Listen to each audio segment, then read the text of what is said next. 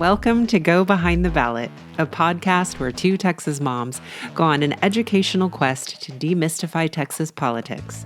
Join me, Nichole Abshire, and my co-host Claire Campos O'Neill as we deep dive into the most burning issues, hear stories from candidates, and offer hope in these challenging political times. Let's saddle up and go behind the ballot.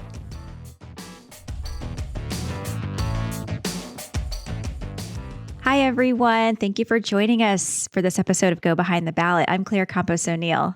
And I am Nichole Abshire.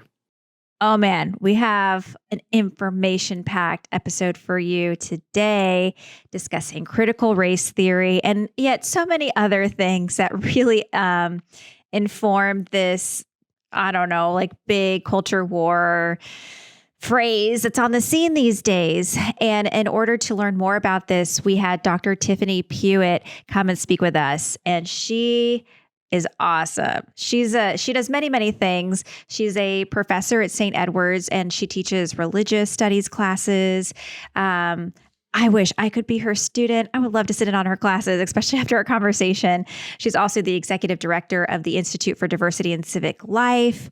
Nichole, tell me more about Tiffany, because you're the one who was like, we got to talk to her. She's so great. Well, I feel really lucky actually that it feels one of those accidental, not accidental kind of things. I mean, I did what we all do when Google searched and ran across her, and thank goodness she was available and said yes. We didn't know at that point how informative and fascinating the conversation would be. So it just feels like one of those good luck podcasting moments. So enjoy, everyone, because she will fill your brain with all sorts of fascinating information. And I promise you will walk away having learned something new and gained some sort of new perspective. Yeah. This is a great one. So check out our episode and our interview with Dr. Tiffany Puett. All right. Hello, everyone. Thank you for joining us for this episode of Go Behind the Ballot. We are really eager to jump into this conversation with Dr. Tiffany Puett to talk about critical race theory and how that is impacting Texans. So hello, how are you? Hi, I'm great and really happy to be here. Yes, thank you for joining us. There's a lot to learn here. I was telling Nichole before, as we were preparing for this interview, I was listening to all these different podcasts, and I still feel like I haven't had a very concise idea of what this is. So we're going to try to do that and tackle this for our listeners. So we like to get started learning a little bit more about our guests and their origin stories and how they came to the work that they do. So can you just tell us a little bit about you and your upbringing and if you're from Texas? Sure. So, interestingly, I have some deeper Texan roots, but I've lived here about 13 years now. I grew up in Oklahoma. My dad's side of the family was from Texas, though. So I had some familiarity with Texas. After college, I lived on the East Coast for about 10 years, mostly like New York, Boston. I spent a little time outside of Toronto. Ended up moving to Texas in 2010. And when I came here, I thought that I knew Texas, but I realized that the Texas that I knew was from the early 80s and that Texas had changed a lot. So there was a lot for me to learn about Texas and discover and explore. And it was actually really exciting to discover that I was coming to a place that was completely different than I had thought it was going to be. Yeah. And also, I came here, I had worked in nonprofits for a while, and then I did a PhD in religious studies. When I came here, I started out teaching at some local universities. I taught at Trinity University in San Antonio. I taught at St. Edward's University. I still teach there part-time now. But then in 2015, I started the Institute for Diversity and Civic Life, which is a nonprofit organization dedicated to building a more inclusive Texas through storytelling, research, and education.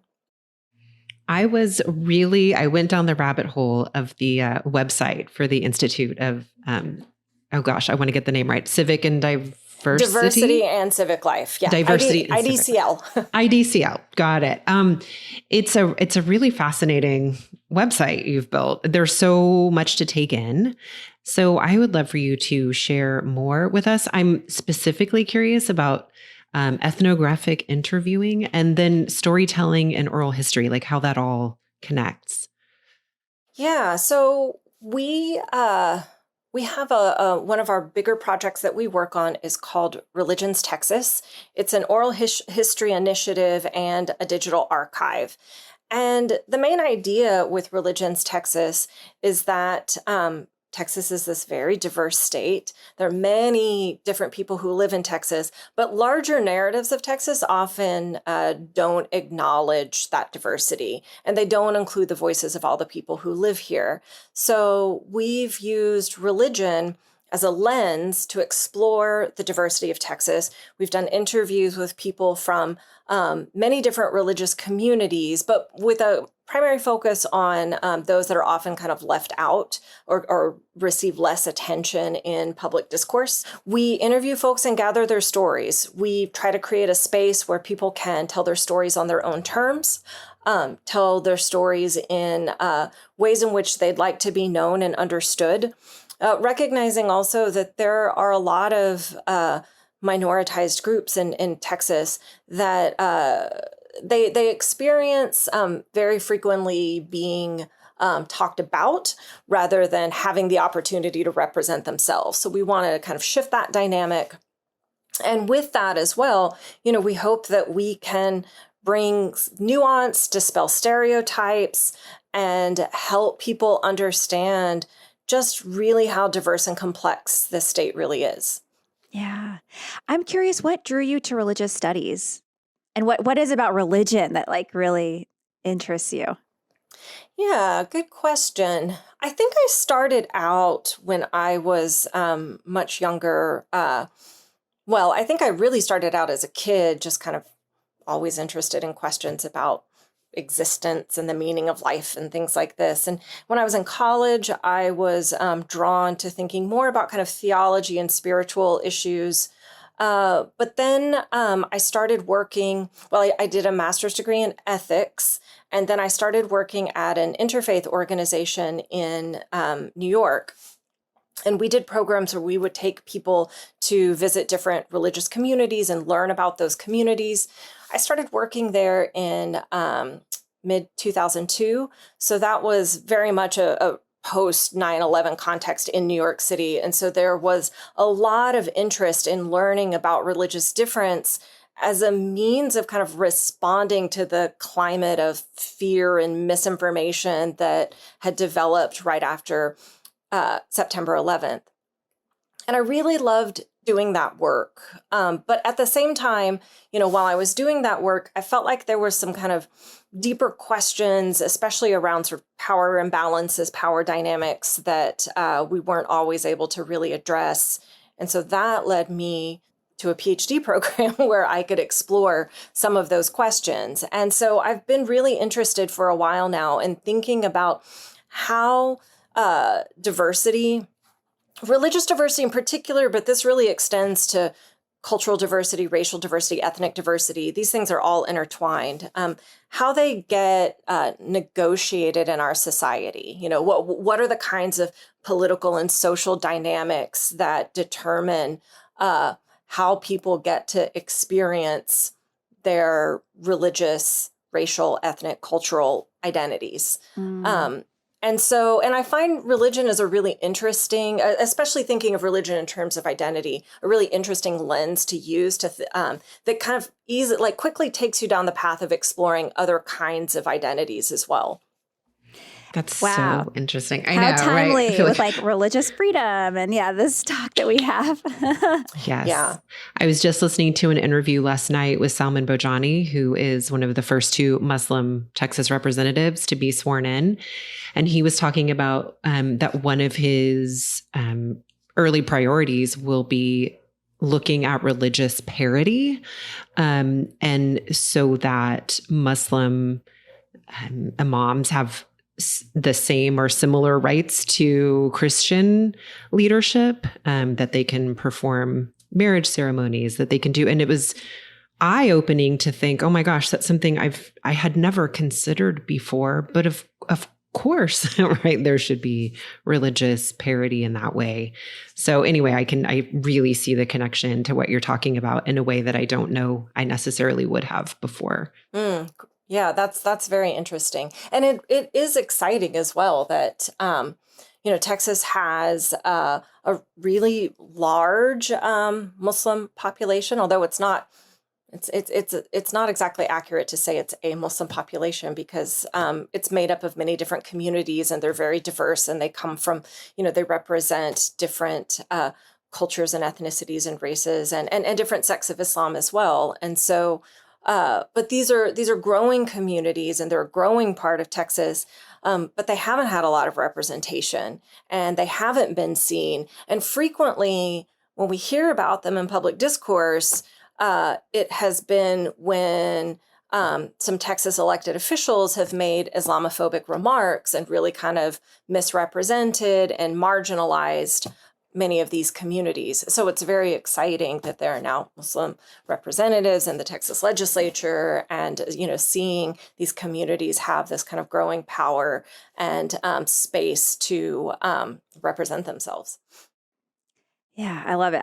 I'm already appreciating the work you do because something Nichole and I talk about in this podcast is challenging our assumptions, sort of stepping back and being like, why do we just assume when we say faith, like we recently had an episode about abortion, that means like Texas Christianity, like our brain just sort of short circuits there. So we're trying to step back and be like, what are we talking about? And what should we be talking about to be more inclusive? Because that's so important, especially as you're saying, with our super diverse state. All right, Nichole, should we move into critical race theory? Yet I want to back up just a teeny bit. Yes. I would love for you to really talk about how diverse Texas is. I think that maybe this is a good moment to kind of unpack that idea that Texas is a diverse state, that it isn't just frankly, a white Christian state. Yeah, absolutely. Well, one interesting data point is that Texas has been a majority minority state since 2004. So that means that at least in terms of kind of racially, ethnically, that whites have been less than 50% of the population we're almost at 20 years now for the last 19 years, but you wouldn't know it to look at our halls of power because that's, we don't see, when we look at demographics of the Texas legislature, they don't mirror the demographics of the population as a whole. Additionally, we have for a very long time, in Texas been a top immigrant destination. We've also, at one point in time, and this has changed in more recent years, but we were a top destination for refugee resettlement. And then, and that's just kind of thinking about the dynamics of movement in this country. From the perspective of religious diversity, Texas has one of the largest populations of Muslims of any state in the country. There's, religious demographics are kind of interesting because religious identity isn't asked in the U.S. Census. So all the information we have about religious demographics comes from, university or kind of private think tank research. And so we find there's kind of some competing demographics. So I've seen surveys that say California has the largest population of Muslims and Texas has the second largest. And then I've seen another survey that says that Texas has the largest and California has the second largest. So I can't say for certainty which one is correct, but I can say, I think, with certainty, I can say we have one of the largest populations of Muslims.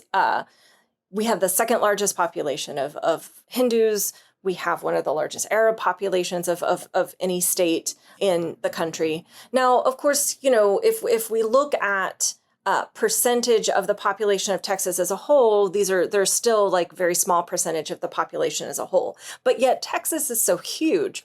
When we talk about small percentages, we can still be talking about like over 1 million people. It's still many people, more people than live in some states in this country. Additionally, another interesting data point as well is when surveys are done asking Texas about their religious identities, the third largest religious identity group in Texas is no religion. And I think that's something that also gets lost in conversations about who Texans are. So to describe Texans as mostly white evangelicals is really kind of erasing the experiences. I mean, first, it's inaccurate. But then secondly, there are many white evangelicals here, but there's so many other people. And so if you just focus on that, it really erases the other identities and perspectives and experiences of many Texans. Thank you for unpacking that. We read a Tribune article recently that was comparing the actual demographics of Texas to the demographics of the Texas legislature. And they did a great job of explaining it, but then also showing in infographics. And so it was really fascinating to see the disparity between our representation and the actual population of Texas. So I'm grateful that you can help highlight kind of the reality of the population of Texas, and especially as we think about voting and how we want our leadership to reflect the actual folks who live here. Mm-hmm. Yeah, Nichole, that's a good plug for our social media, because Nichole made a really wonderful TikTok showing this article and the graphics and making comments about how the representation doesn't really reflect our population. So follow us on social media. And vote. And vote, of course. Yeah. If you are eligible, please vote. All right. Well, let's transition into critical race theory. We're really curious just to know, what is it? What isn't it? And I know I'm sure there's lots of different ideas, but tell us what it is from the, academic definition. Sure. So critical race theory, it really started out as a kind of pretty specialized area of research and inquiry in the field of legal studies.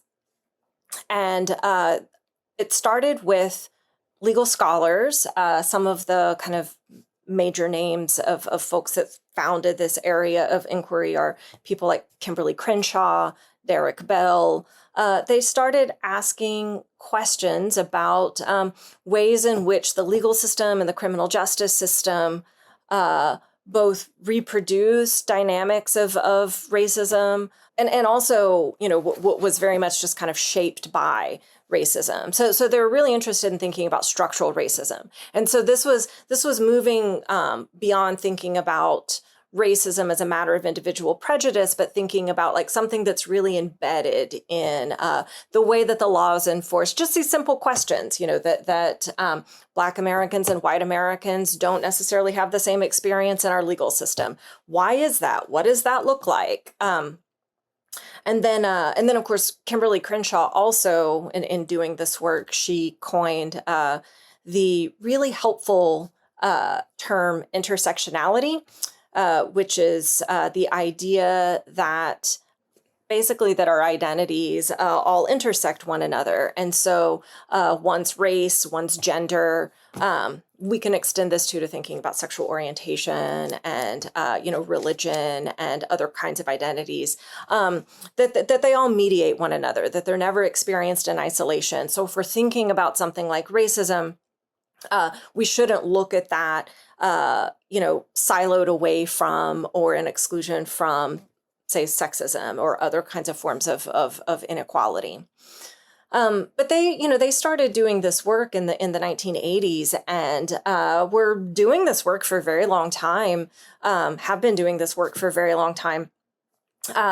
Mostly in the field of legal studies, but folks in other fields have kind of picked up on that theory. I learned about it in classes I took in religious studies because, a lot of their theorizing was really helpful to think about what other kinds of institutions in the United States have been shaped by racism and maybe kind of reinforce those racial dynamics. And so, we read from critical race theory to think about how does this apply to thinking about, the way religion functions in the United States.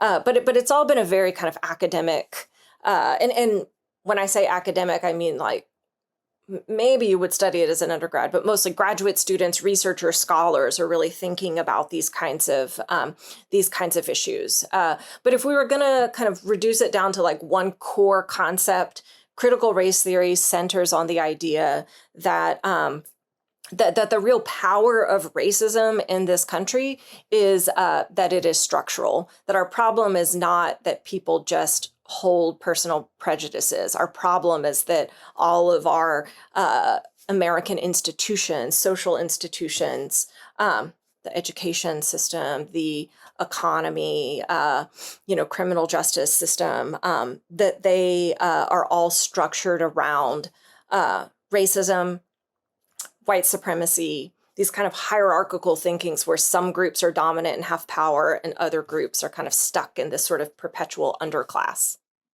Got it. You know what I feel like maybe might be helpful is, like you mentioned, the economic system. How would an examination of critical race theory play out in the economic system? Does that? Yeah, so a really great example of this, and there are some scholars that more recently have done research in this area, is looking at housing and looking at the practice of redlining. And so the practice of redlining, of course, was written into local zoning ordinances, and basically said that there were certain and it was also incorporated into banking, that there were certain parts of town that were considered, where houses were and property were considered not valuable, and therefore banks would not give mortgages to people to buy property in those parts of town. And these weren't arbitrary parts of town. These were parts of town where people of color live primarily, especially Black Americans, but not just Black Americans. This also happened, especially in places like Texas, that Latinx Texans also experienced this as well. And so this led to undervaluing of property, just difficulty in buying property.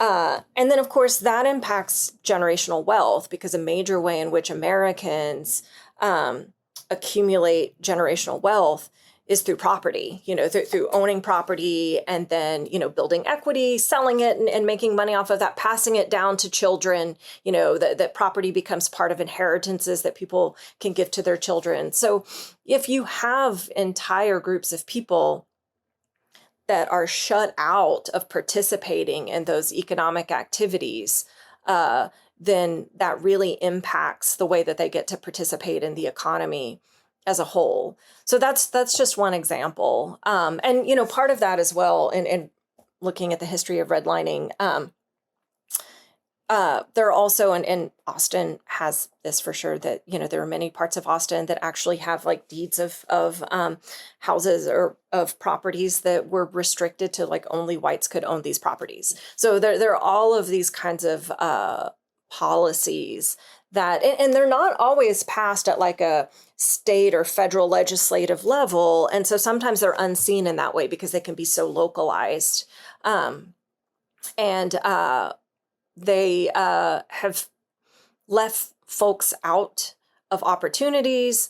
They've limited their access. And then that has further kind of reinforced racial hierarchies in this country. And racial hierarchies in this country have also been connected with class hierarchies too, because there has always been this connection between race and economics and at least economic opportunity. So Tiffany, can I ask you, I think the way I'm conceptualizing this right now is that it feels like it's like this is an inquiry, like it's a framework of sort of asking questions. So it's like if you look at outcomes for, and I'll be very basic, for the Black population versus the white population, like why are the outcomes different, for instance, in the criminal justice system? And then you just start inquiring, like, where are these differences playing out? Like, why are sentences different in maybe the same criminal charges? And it's almost like the only difference could be attributed to race because all sort of other things are equal. But I guess what I'm landing on is that it feels like it's a study of inquiry. It's like, why are outcomes different? for people of different races. And inevitably, or often, what can be discovered and what is found is that there are systemic differences for people. The ways that these institutions treat folks, there is evidence-based differences. There are evidence-based differences. So again, like something that you alluded to, it's not about individual sort of feelings and actions. This is institutional. Right. Yeah. And I think, if the force of racism were really driven purely by individual attitudes and behaviors, then I think we would see a lot more social equality right now than we do. And this is a question that people have asked, so we have the civil rights movement in the mid 20th century. We start to have more and more people recognize the problems of racist ideas. We see some changes to our society, but yet, that there are ways in which there's still a significant amount of lingering inequality, and what accounts for that. And critical race theory says, well, what accounts for that is that the force of racism is really about how it works structurally. And it's not just about those individual attitudes, that if we get every single person in the United States to say, I believe that everyone's inherently equal, that doesn't actually change racism in this country. We have to change those social structures. Mm-hmm. So I really love this example of housing and redlining and how that's created a wealth gap in this nation. So what's like the opposition say? Because to me, something like that feels very fact-based, evidence-based, like Nichole's saying, that these deeds said like only white people can be sold these properties. So that would exclude many other people from being able to build wealth, have property, pass it on generationally. How do they counter that, I guess is what I'm thinking. I mean, that's a good question. I actually haven't spent a ton of time looking at the counter arguments to this particular issue, such as on redlining. But speaking more broadly about some of the counter arguments that I hear about when people are trying to push back against ideas of racism embedded in various kinds of U.S. structures, I hear people say things like, that was a long time ago. There's been enough time for us to get past this. The reason we're not past this is because, or the reason that there are people that are still, not doing as well, say, economically, is because of their own individual volition, right? That they're not trying hard enough. They're not working hard enough, that there's some kind of individual personal flaw in this. So, I mean, those are one of that's one of the We've big had a arguments. Black president, right? Yes. Those kinds of arguments. Yeah. And then, interestingly, this connects to my area of research, which is thinking about the relationship between religion and race and structural racism. And one thing that I have seen is that that amongst certain Christian theologies, particularly in evangelical Christianity, there has been this tendency to want to say that racism is a sin, and it's an individual sin. Sin is always an individual issue. So it's always a matter of individual attitude or behavior that an individual can repent, an individual can, ask for forgiveness, can pray, can change their attitude and have a different attitude. But that's always the place where our social problems lie. It's always about the individual, and it's always the individual that's going to change it. And interestingly, in 2019, the Southern Baptist Convention actually passed a resolution saying that critical race theory was problematic because it's not biblical. And the reason that it's not biblical, it's in some ways, this is kind of funny because it's like, well, of course it's not biblical. It actually, is part of legal theory. Right. But their whole point in it not being biblical and being inconsistent with biblical reasoning was that biblical reasoning locates sin in the individual and doesn't recognize this idea of structural racism, of institutional racism, is not discussed in the Bible. And so that makes it a secular ideology, not a religious ideology, and therefore, something that, biblically oriented folks like Southern Baptist should reject or be suspicious or skeptical of. And, when you have a large denomination like the Southern Baptist Church pass a resolution like this, that influences people, and these kinds of ideas they get preached in pulpits. There's a really amazing book called White Too Long by Robert Jones. Yeah. And he talks about this kind of long history. He talks about the Southern Baptist Church, and really their long history of using religious language and theological language and rhetoric to uphold, first slavery and then segregation and basically white supremacy, and that they have been a major force in reinforcing white supremacy in this country.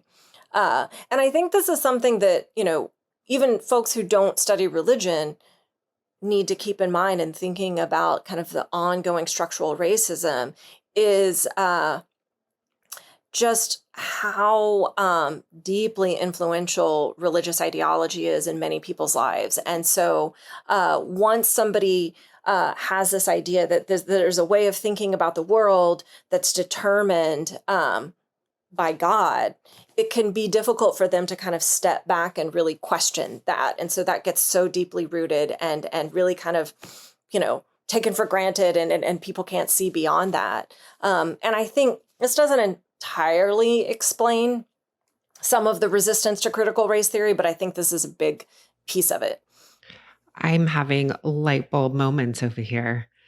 That connection to individual sin and just in general institutional harm, like there's so much then of course that makes sense, right? Sexual scandals, all sorts of things that can easily be dismissed as individual problems rather than institutional. Yep. Suddenly make a lot more sense. Yeah. Even I'm thinking about like environmental issues and the climate, like yep. how we can sort of, individually I can do what I can do, but systemically, that's almost how it feels. Like you're just sort of absolved of trying to fix these bigger, massive problems. Yeah. And sometimes the theological language then gets framed in terms of, that there are problems in this life that won't be there, in the next life or in heaven, that one just needs to be focused on their own salvation, that you just try to be a good person in this life. That's all that you can do to be a good Christian. You can't fix, the rest of it. You can just focus on yourself. And we see a lot of that kind of language generated, especially amongst a lot of evangelical Christian groups. So it's all about when we look at problems, social problems, the answer is personal piety, prayer, spirituality, personal piety, and not action to actually change, policy and structure and things like this. Yeah, same to Nichole. This is making a lot of sense for me because we've had some episodes. One specifically, it talked about Christian nationalism, but that's kind of been a through line in our conversations. And this tension between those who believe in this personal piety is the answer, being very almost antagonistic to like more social justice Christians. There's like a real tension there, and it's starting to make sense why that's there. Why they're so like, not only am I going to be personally pious, you shouldn't be doing these other things. It's kind of where I'm thinking. So, yeah. Another really great book that talks about this is Jesus and John Wayne by Kristin Dumais. That's an excellent one as well. And if you read Why Too Long and Jesus and John Wayne and kind of couple them together, you get this really interesting picture of how white evangelical ideologies are really shaping American politics today. Mm-hmm. Should we talk For more anybody about that? listening, we'll put that in the episode description. I have one more thing, and I know that we're really trying to focus on CRT, but this is quite the journey we're on here, which is that, is there anything explicitly said about protecting the institution? Like, I'm wondering if like that part is just sort of a result of kind of the individual, sin that we're talking about, or is there anything explicitly said and promoted about protecting the institution? Does that make sense? When you say institution, do you mean like institutional racism? No, I'm sorry. I mean, for instance, if I were, a member of the Southern Baptist Church, would I be explicitly encouraged to protect my church at all costs? Or is that sort of the result of the preaching about how sin is individual? Do you see? Yeah. And this is an interesting point. Like, you're right. On one hand, there is all this emphasis on individual faith, individual piety.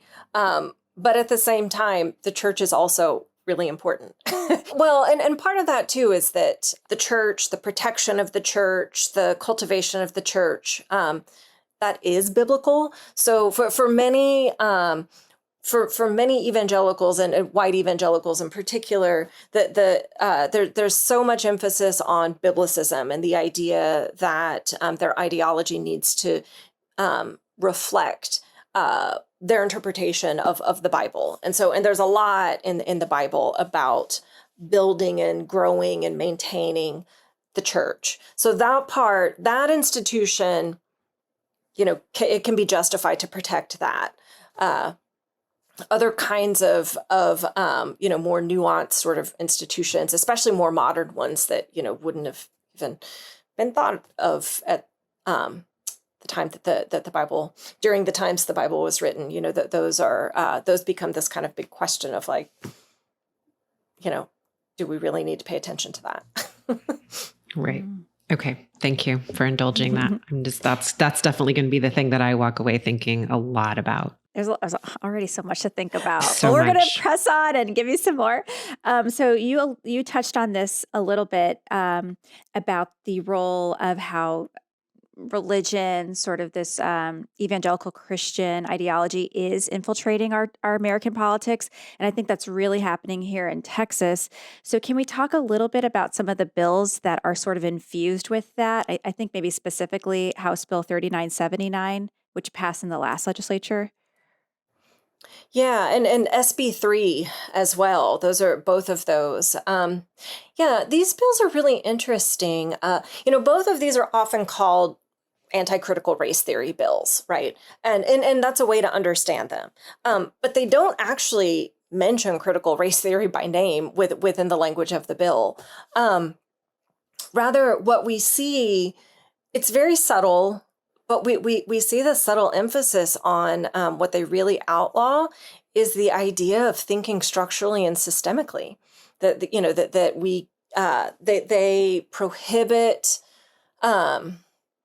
They also prohibit negative depictions of the United States. So that we have to tell a story in a way that supports American exceptionalism, not that they're using that exact language, of course, that it's problematic to talk about racism as anything other than kind of individual opinion or belief or behavior.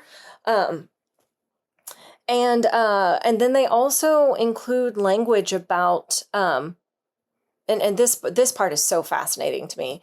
They include language that prohibits teachers from creating discussions about current events, provocative current events that might make students feel uncomfortable. And this is so fascinating. Part of why this is so fascinating to me is because, educational researchers have been telling us for a very long time. And also, many of us know this from kind of anecdotal stories from folks that students of color have been feeling uncomfortable in classrooms for many, many years in Texas. So this is, and this bill was not written to address their discomfort, right? This was written to address the discomfort that white students might feel in having to think about their racial identities and also think about, how their racial identities are tied to these structures of dominance and oppression. Can I just pause and ask real quick? Sure. So what are some of the consequences if teachers do violate these bills? Yeah. So that's a good question. I don't know for sure the entire answer to this, but I'm not sure that this has all been exactly laid out. So my sense is that the consequences right now are creating this culture of intimidation, that people think their jobs could be on the line, that individual teachers could get fired, that school districts could be sued, that the TEA could intervene in a district in some kind of way, if they are found violating this law. I'm not exactly sure that we have cases, and you might actually have found, I know you've been recently doing a lot of research on this, and so you might have the answer to this more so than I do, but I'm not sure that there have been cases of actual violations yet. It seems like there's been more, there's been more like districts trying to create mandates in anticipation of violation, and then these mandates are wildly problematic. They say things like, suggesting that both sides of the Holocaust should be taught, or other things that are that later, legislators have walked back and said, "Oh, we never intended this." We never intended the bill to be interpreted this way. But some of the power of the bill is that it's really vaguely worded, and so what it means to really enforce this, what it really encompasses, is uncertain. So it's really just had this kind of chilling effect that it's left a lot of districts and teachers feeling really uncertain. And, I think we can't overlook as well that this is all happening in a general climate of, this sort of late pandemic. Is that what we call our times we're in right now? I don't think we're quite post-pandemic. Late pandemic, maybe. Fingers crossed. Yeah. people are still, I think in many ways actually reeling from the past few years. And public schools in particular have really struggled. Teachers have really struggled with online learning, with the kinds of risk that they've had to deal with and manage, around health, around both, the thinking about kind of COVID mitigation and things, but also the mental health issues that students have had, that teachers have had. So many teachers leaving their jobs. We're seeing this kind of loss of teachers across districts and across the state. So we already have this environment where teachers are exhausted. They feel demoralized. They feel They also generally, I think, feel that they aren't given, that they have so many state mandates that they're not given the freedom to structure their classrooms and teach in the way that they would like to according to their own teacher training. Instead, they have these mandates from above and from the state legislature. And then this just adds one more thing, And so in addition to all these things, by the way, make sure that you never have a conversation in your class that might make a white student feel uncomfortable. And that's pretty burdensome for teachers. I think that and so I think, there are many that have just decided that they just need to play it safe, that they don't have the energy to kind of battle this out. And so if there's a conversation that they would have once had about racism, civil rights, social justice, oppression, that maybe it's just safer to not have those conversations anymore.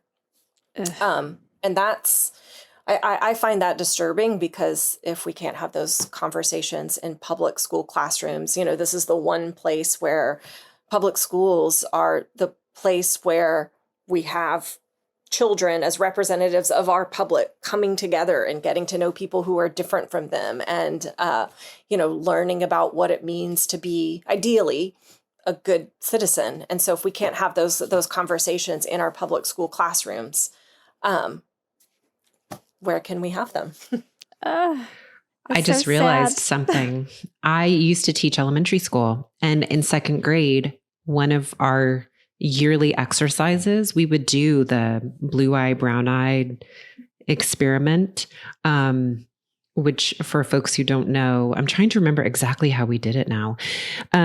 But basically, you would choose an out group, and we wouldn't be as kind. I would do things like ignore, if we had chosen that the out group was kids with brown eyes, I would ignore their requests, to get a drink of water, or, and we didn't do it for very long during the day, but it was incredibly effective.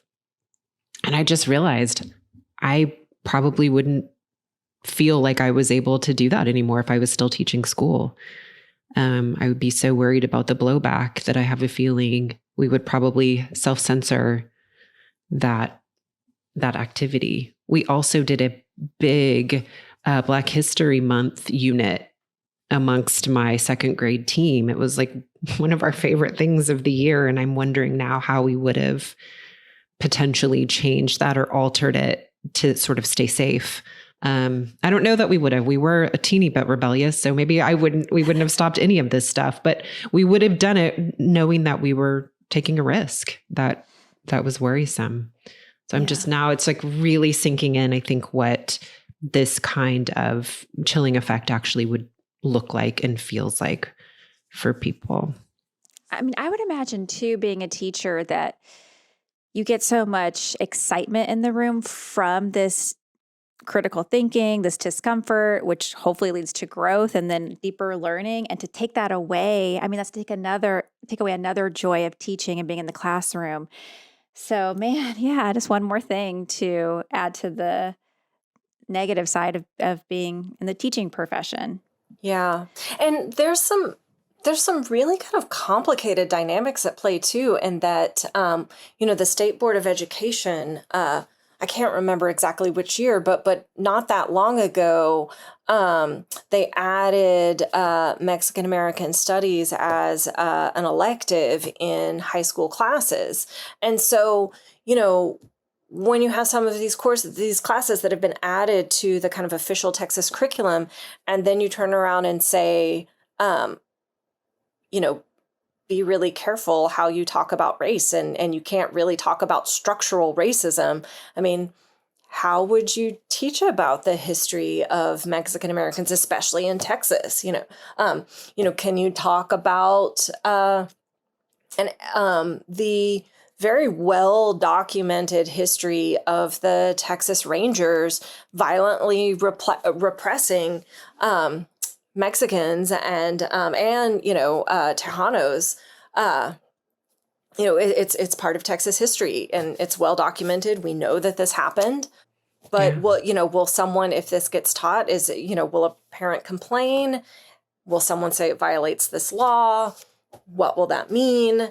And how will that be addressed? And I think at the moment, there are really just a lot of questions. So I don't think that the law has been elaborated and that enforcement has been determined in a really clear way that that teachers understand like what it really means to kind of follow that law. So why did they put all this time and energy and effort into passing these laws? That's a really good question. Well, one piece of it is that this hasn't just happened in Texas. These laws have passed across the country.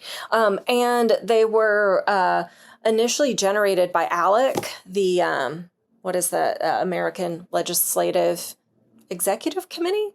Does that seem right? I'm familiar with ALEC, but I forget.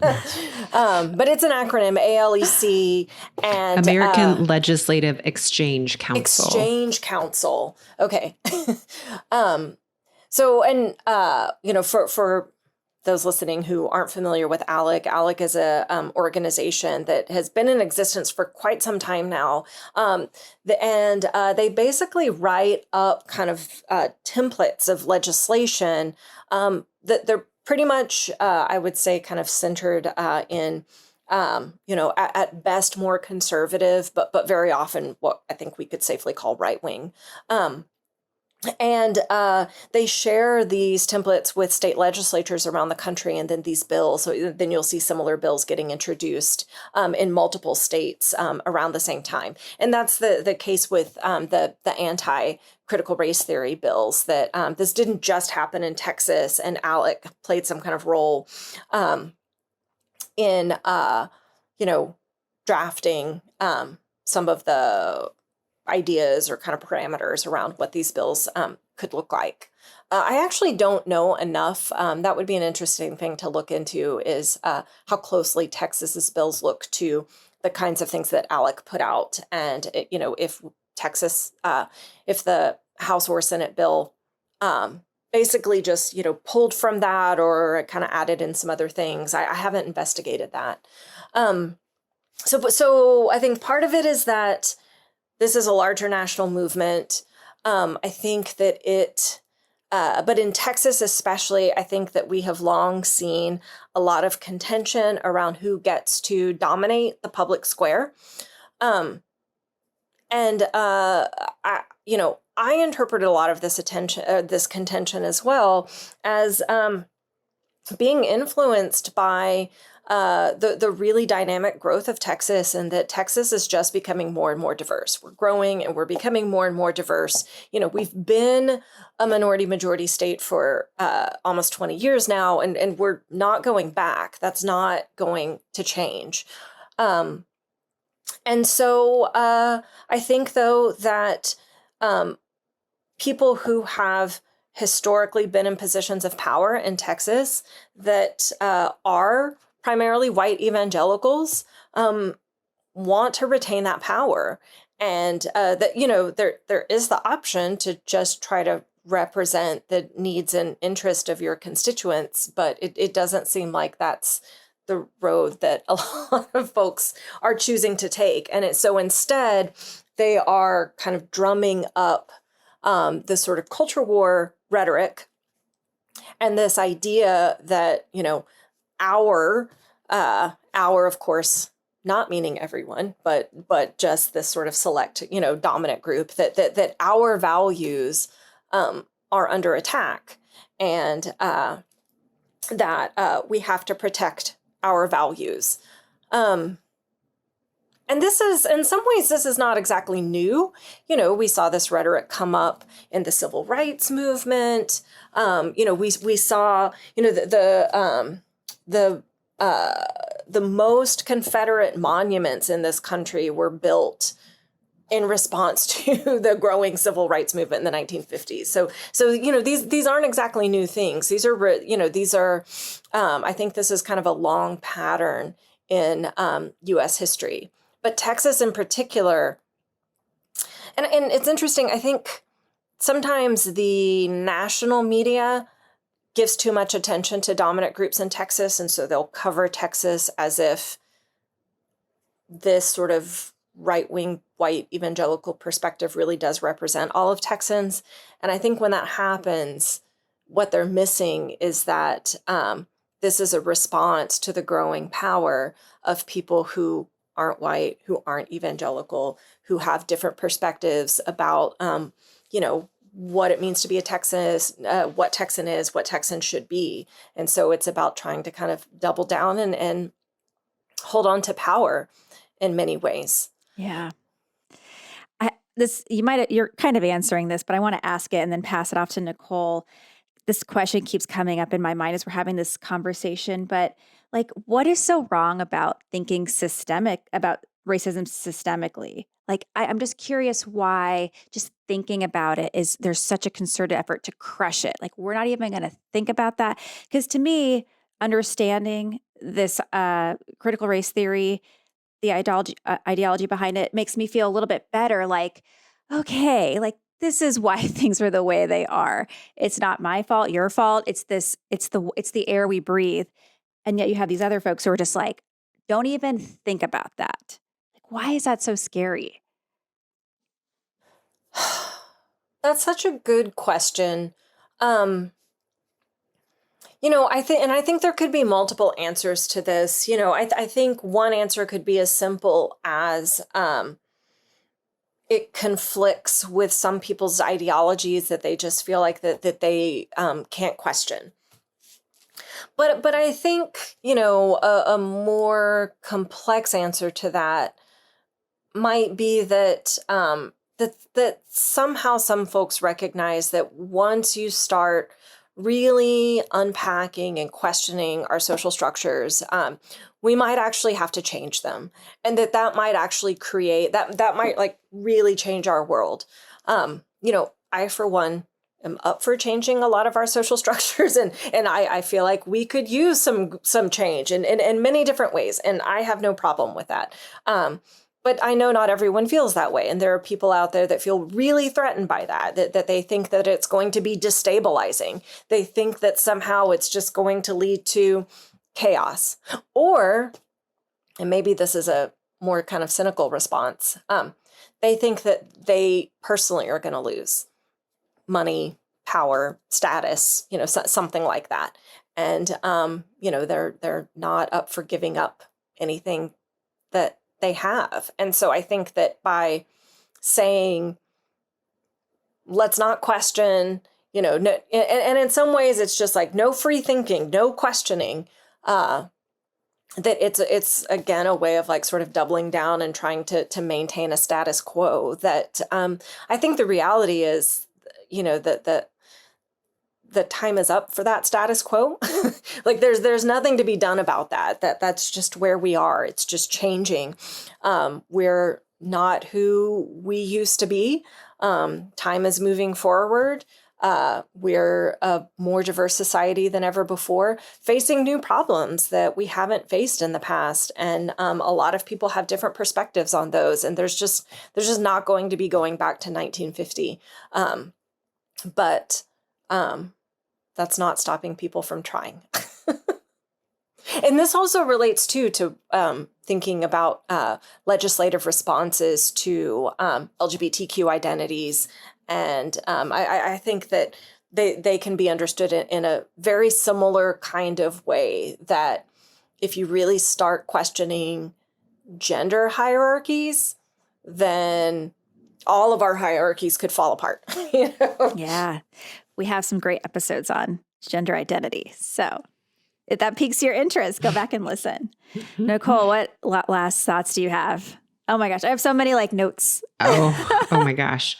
Well, I mean, I think for me too, where I'm at this point in the conversation is thinking about how all of these things are so interconnected, right? Talk about intersectionality. Here we go. Like I'm having so many light bulbs go off from recent conversations we've had. There's the one we've had today. Obviously, that is just fascinating. But I think about our conversation with Scott White and talking about abortion and the lack of clarity, and that almost seeming to be the point is that people sort of self-censor and feel scared of consequences because there isn't clarity. And I think that the work of providing that clarity, I think part of the problem is that would reveal what is really beneath, right? What's really underneath. Then you have to actually say like that quiet part out loud.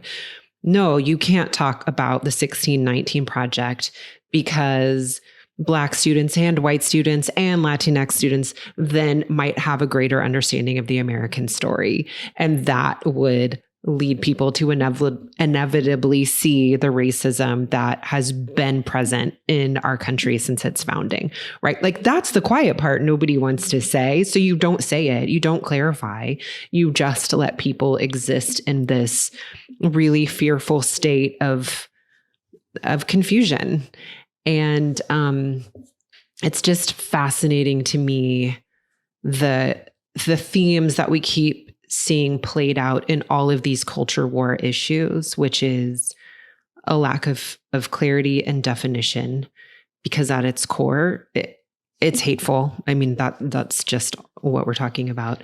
And all of this stuff too, that happens when there is not an actual problem that needs to be addressed, right? It's this preemptive strike, because I think like the truth is what you just alluded to is how like the change is already here. Like that's just factual, right? But if we can sort of culturally try to legislate and scare people, then it's like the only defense that some folks have. So yeah, clearly my brain is just firing like crazy. But anyway, culture wars. Boo. Yeah. Yeah. And they're, the other side of the culture wars as well is that they're really effective from distracting Texans from other issues such as our failing electric grid, or how we're going to deal with climate change and, these our other failing kinds infrastructure. Yes, like these really pressing issues that we could be thinking about, but we're not. And I suppose there's a cynical part of me that asks, like, is the whole point of some of this just for people in power to not have to tackle the actual difficult issues that they need to?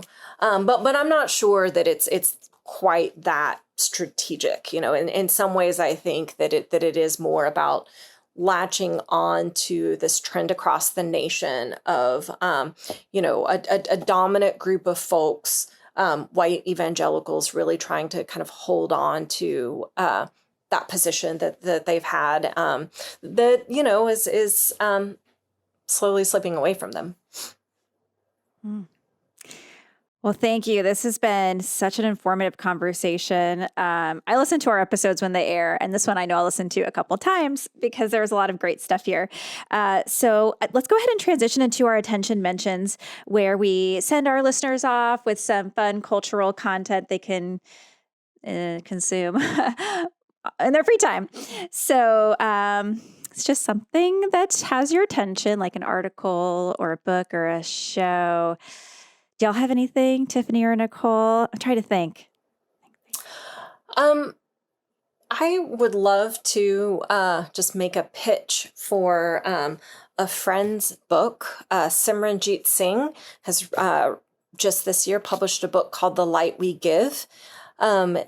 He is the executive director of the Aspen Institute's Religion and Society program, but he is a native Texan, and he is first generation Texan. He's Sikh, and he kind of grew up in San Antonio as at a time when there weren't very many other Sikh Texans around, and he wore a turban, and his father and brothers, or he still does, and so they were visible minorities in San Antonio. And in this book, The Light We Give, he talks about his experiences of growing up as a visible minority in San Antonio. Not all of that was easy. But then he actually draws from his religion of Sikhism, and which is really cool, because I think a lot of folks who aren't Sikh don't know very much about it. And so this book kind of tells you about this religion, and he talks about the values of his religion that he's been able to draw from to address the kind of hate and discrimination that he's experienced as a Sikh and brown, American. So it's a really cool book because there's memoir, there's a Texan story, there's a little bit about religion, there's also, a fair bit about just grappling with discrimination and racism as well. So, and it's really great, and I think everyone should read it. And it's very like, it's not an academic book. It's geared at a general audience, but I'm using it in one of my classes at St. Edward's right now. And my students love it. Oh, great. So you can read it, feel like a smart student. I love And so, that. yes, that will be in the episode description, everybody. You don't have to stop and write it down. Nichole, what have you got? I'm actually going to use a recommendation from you, Claire, which is the Citations Needed podcast. Oh, yes. It's really fascinating. It is looking at the ways that we are presented sort of narratives in the media from a critical point of view. And the episodes I've listened to they require some deep thinking. Like, you really kind of have to hang in with these guys. They do a great job of explaining, but it's really interesting. And lots of food for thought. Mm-hmm. A relatively recent one that I listened to about the way that we look at the homelessness issue is fascinating. So, yeah. And they talk about like redlining and just the historic nature of housing and how it has been very racist. They're great. We are big fans of Citations Needed. Man, the one I had in mind is kind of silly. Well, maybe we need a silly one. We've been really deep. I'll do a silly one. So last night, I like to read these articles about Nepo babies, like children of actors who get labeled like beneficiaries of nepotism. And I didn't realize Wyatt Russell, he's Kurt Russell's and Goldie Hawn's son, is a Nepo baby. Because I think he's great. I have a little celebrity crush on him. Well, I read this article about his top performances and found this movie called Ingrid Goes West, which stars Aubrey Plaza. And it was... Aubrey, thank you. Sorry, Aubrey. It was really fascinating. It's about this woman who's sort of obsessed with Instagram, kind of like single white females, a woman she follows on Instagram. And it's like a very dark comedy. It's only like an hour and a half. So check that out if you're looking for something to have going on in the background. Not too heavy, but funny and good. And has Wyatt Russell, who, here we go. He's a cutie, I guess, to me. I like the trail you just took us on to land on Ingrid Goes West. Yeah, exactly. That is hilarious. And that's how I found that movie. Yes. Well, thank you everyone for listening to this episode. As a reminder, sign up for our newsletter. This is where we provide nice summaries of the episode and can point you to Dr. Tiffany Puett's work. And we are just so grateful for your time. This was fascinating, and I really appreciate a deeper understanding of this. So thank you so much for joining us. Thank you for having me. Thank you, everybody, for joining me, Nichole Abshire, and my co-host, Claire Campos O'Neill, on Go Behind the Ballot. Hopefully, we've demystified some little portion of Texas politics, and we hope that you'll do more with us. Check out our website at www.gobehindtheballot.com, where you'll find links to all of our social media, and you will find our community. Let's join together and do more. We hope you'll let us know what is working, and we hope you'll join us next week. Thanks, everybody, and have a good one.